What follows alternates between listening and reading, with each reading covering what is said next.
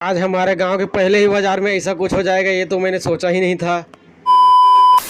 तो दोस्तों आज सुबह सुबह कछार में काम करने जा ही रहा था कि मैं रास्ते में देखता हूँ कि हमारे गांव में बाजार होने वाला है, इसलिए सफाई का काम चल रहा है। सफाई का काम देख के निकल जाता हूँ मैं महानदी की तरफ और यहाँ कछार खेत जाने के लिए नदी पार करके जाना पड़ता है और नदी पार करके पहुँच जाते हैं हम हमारे झोपड़ी पर, जहाँ पर हमारा दवाई छींचने का मशीन रहता है और मशीन लेके फटाफट से खेतों में दारू छिड़कना चालू कर देते हैं। दारू नहीं रे बाबा, दवाई है।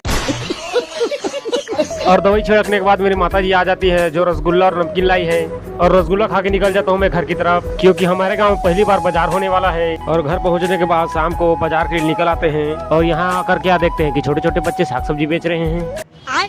उसके बाद मैं और मेरे भुक्खड़ दोस्त ठेले पे नाश्ता करने के लिए आ जाते हैं और कुछ देर नाश्ता करने के बाद मैं हमारे गाँव के लड़कियों के पास आ जाता हूँ जो इन भाई साहब से रोटी बनाना सीख रहे हैं।